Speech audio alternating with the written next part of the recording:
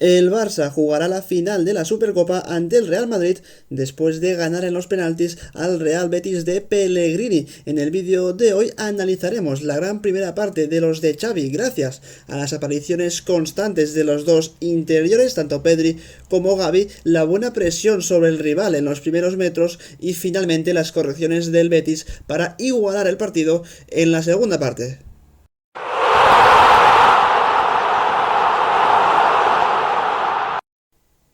Empezaremos viendo el planteamiento de ambos equipos sobre el terreno de juego. En el caso del Barça, el 4-3-3 habitual, con algún matiz, porque no jugó Christensen, lo hizo Sergi Roberto como lateral derecho, algo que desplazó a Koundé a la posición de central, por lo que en este partido, ya en salida de balón, no formaban una defensa de tres como hicieron en el último partido, sino que eran dos centrales y dos laterales, siempre bien abiertos a banda. En el centro del campo, ya Busquets parece que prácticamente siempre va a ser el sustituto de Frenkie de Jong en esa posición de pivote, y acompañado el holandés por Pedri y por Gavi, de los que después hablaremos, con una posición interesante de Lewandowski jugando muy cerquita del centro del campo, e incluso en una posición más retrasada que no la de los dos extremos, que eran Rafinha y Ousmane Dembélé. Por su parte, el Betis de Pellegrini se colocaba sobre el terreno de juego de esta forma, al menos en fase defensiva, con un claro 4-4-2, con las líneas bastante juntas entre defensa y centro del campo, pero en cambio, como veis en la imagen, ni aparecen Fekir ni tampoco Borja Iglesias, por lo que había un espacio enorme entre el centro del campo y la línea defensiva para que el Barça pudiese transitar muy fácil por esa zona del terreno de juego, y es por eso que tanto Gavi como Pedri tienen un partido, al menos en la primera parte, mucho más cómodo. También es cierto que hay que decir que el Betis en ataque sí que formaba un 4-2-3-1 como era de esperar, pero defensivamente, como veis, un 4-4-2 muy claro. En salida de balón, durante la primera parte, el Barça, digamos que tuvo muchas facilidades para encontrar a los interiores y superar la presión del Betis. Ya en esta primera acción vemos como es Koundé el que tiene el balón, solo en banda izquierda espera el pase Jordi Alba, con un Pedri que ya le vemos moverse por detrás de dos jugadores del Betis y intentándose acercar a la banda para ver si hay alguna línea de pase. Cuando recibe Jordi Alba, salta Luis Enrique sobre él, a la vez Guido lo hace sobre De Jong. Digamos que a Jordi Alba le da tiempo a darle el pase a Frenkie de Jong antes de que llegue Guido. Al mismo tiempo Pedri ya se está acomodando prácticamente a la línea de cal para cuando reciba de Jong poder tener línea de pase el holandés para encontrar al futbolista español, que efectivamente recibe el pase de Jong, y el Barça, digamos que a partir de unos 3-4 pases al primer toque ha conseguido salir de esa primera presión del Betis, que era buena, estaba bien pensada, pero el Barça, teniendo a Pedri en esa posición y bajando hacia esa zona de terreno de juego, digamos que tenía una superioridad numérica en esos primeros metros. El Barça no solo encontraba soluciones con sus interiores apareciendo en los costados de los centrocampistas del Betis, sino que también encontraba soluciones bajando la posición muy cerquita de los centrales para recibir, como en esta acción donde es Araujo el que tiene el balón. Vemos como Gavi aprovecha que su marcador es Canales, que no está tan acostumbrado a defender hacia adelante como quizá lo haría, por ejemplo, William Carvalho, y aprovecha eso para descender su posición. Y cuando lo hace, vemos como evidentemente hay esta línea de pase de Araujo para el futbolista español, que recibe ante un Canales que digamos que no ofrece demasiada oposición, por lo que puede recibir Gavi a la perfección. Cuando lo hace, muy importante el movimiento de Jong hacia adentro para darle una línea de pase a Gavi antes de que este se quede sin ninguna, porque evidentemente los jugadores del Betis van a cerrar líneas y van a intentar que no haya ninguna línea de pase, pero Gavi, gracias a ese movimiento de Jong, puede enviarle el balón después el control al futbolista holandés, que recibe, que es cierto que le enciman hasta dos jugadores del Betis, por lo que el Barça aquí tiene que jugar con muchísima precisión y con mucha velocidad de circulación. De Jong de primeras para Pedri, y aquí Pedri estará muy inteligente, porque cuando va a recibir ese balón vemos como Guido encima muchísimo sobre él, tanto que prácticamente ese balón de Jong no lo puede controlar Pedri, porque si lo hace lo va a perder o va a acabar siendo objeto de falta, por lo que Pedri muy inteligentemente y de primeras y con la pierna mala se la da a Koundé. Y cuando Pedri se la da a Koundé, vemos como el Barça ha conseguido superar la primera presión del Betis y dejar hasta 5 futbolistas al conjunto rival atrás, y poder salir, en este caso Koundé, con el balón jugado.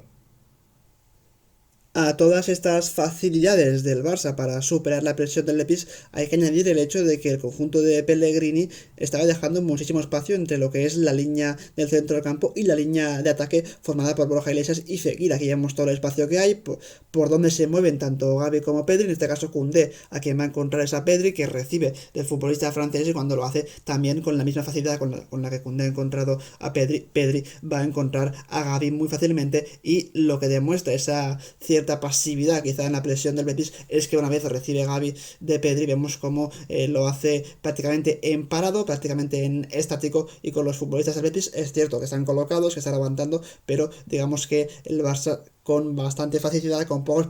pases superaba la presión del Betis. Y ya digo, tampoco es que sea de mérito del Betis porque el Barça estuvo muy bien, sobre todo ajustando esa posición de sus dos interiores.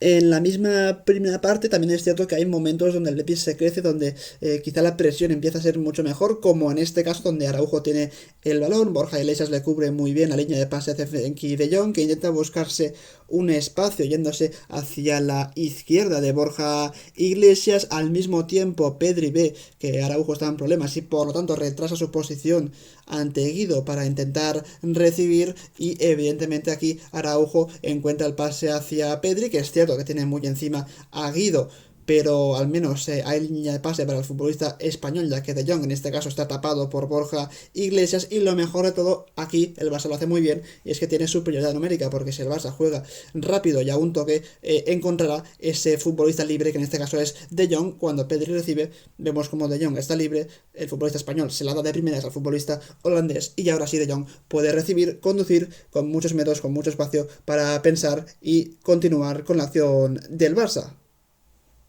Lo mejor de todo es que el Barça no solo consiguió superar esa presión del Betis a partir de las apariciones de los interiores, ya sea bajando a recibir o apareciendo en un costado del terreno de juego, sino que también lo consiguió a partir de desmarques de ruptura hacia el campo rival, sobre todo de Gavi, como veremos en esta acción que inicia Koundé con un pase hacia Jordi Alba, que está solo en banda izquierda. Vemos como en este caso los interiores están muy lejos de la jugada, pero siempre pendientes de dónde está el balón, por lo que están girados, digamos, de cara a campo propio y no de cara a campo rival, como sería lo más normal. Una vez recibe Jordi Alba, ya vemos como Gavi se da cuenta de que está muy lejos de la acción y que estando tanto De Jong como Pedri quizá más cerquita de Jordi Alba, pues es él el que deberá hacer grande el campo, y para eso lo que hace es buscar un desmarque a la espalda del centro del campo del Betis, y cuando lo hace vemos como Jordi Alba lo detecta prácticamente de primeras. Gavi ataca ese espacio vital que existe entre central y lateral del Betis. Vemos como de nuevo es Canales quien no acaba de seguir del todo la marca, y ese Canales evidentemente no es William Carvalho y es un futbolista mucho más acostumbrado a jugar en la media punta que no en el pivote junto a Guido Rodríguez, y aquí vemos la precisión del pase de Jordi Alba, que acaba llegando a su destinatario, que es Gavi, que es cierto que el control le queda muy complicado porque lo hace de espaldas con los dos jugadores del Betis encimando, pero es otra de las formas con las que el Barça consiguió digamos ganar muchos metros en prácticamente un pase en largo. Y esta misma acción, o muy parecida, la vemos también en este caso con Gavi de nuevo como el protagonista, con Jordi Alba siendo de nuevo también el pasador. Vemos como la defensa del Betis está muy pendiente de Lewandowski, como es normal, los centrales muy cerquita del Miranda. Tiene esa duda de si ir con Gavi, que se está desmarcando, o si mantenerse con Rafinha, y en esas pequeñas dudas de nuevo es Gavi el que ataca el espacio entre central y lateral para recibir el pase de Jordi Alba, que vuelve a ser muy bueno. De primeras Gavi peina con la cabeza el balón para que le llegue a Rafinha en banda derecha, y el Barça de nuevo se planta en una situación de muchísimo peligro en un pase en largo de Jordi Alba y en una recepción de nuevo de Gavi.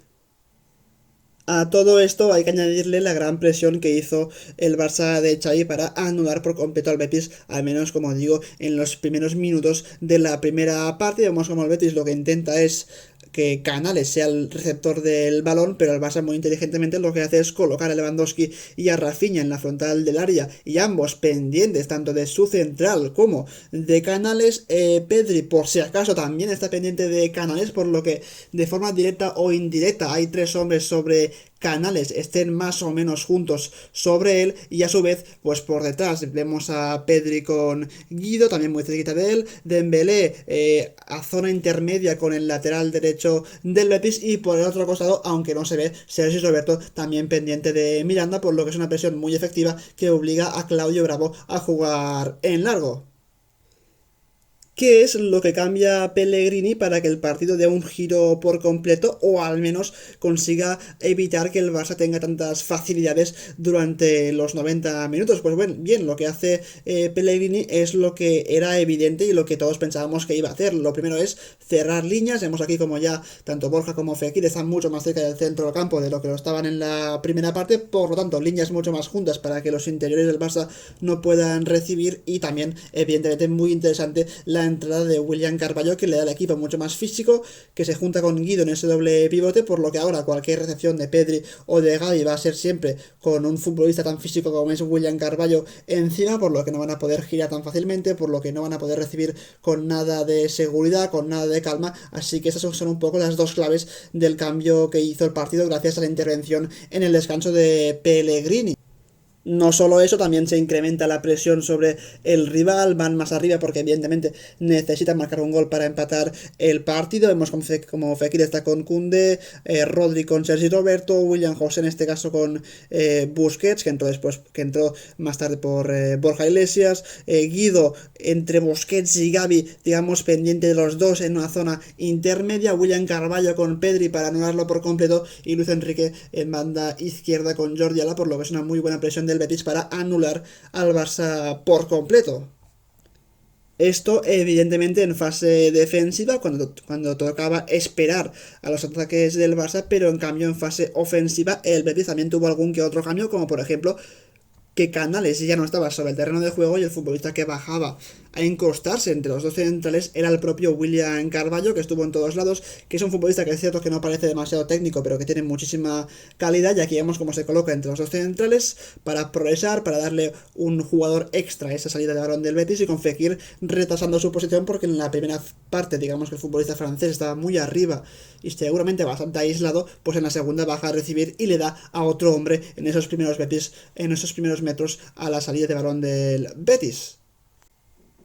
Así que este es mi análisis táctico del partido entre Barça y Betis. Creo que los de Xavi tuvieron momentos y momentos, en algunos más buenos, otros más malos. Sobre todo lo importante es destacar lo bien que lo hicieron durante gran parte de la primera mitad, como después alabar el gran trabajo de Pellegrini para parar esa sangría que estaba sufriendo el Betis en los primeros compases del encuentro. El partido se iguala durante gran parte de la segunda parte y también durante la prórroga. Finalmente se llega a la lotería de los penaltis, donde el Barça gana y pasa a la final, donde ya le espera el Real Madrid. Tengo que decir que de cara a esta final, a nivel de sensaciones, a nivel de juego, creo que el Barça llega a algo mejor que el Real Madrid, pero creo que todos estaremos de acuerdo en que una final es una final, y que muchas veces, por mucho que el juego de un equipo sea mejor que el del otro, no garantiza absolutamente nada. Así que eso es todo, un saludo y como siempre nos vemos en un próximo vídeo. Adiós.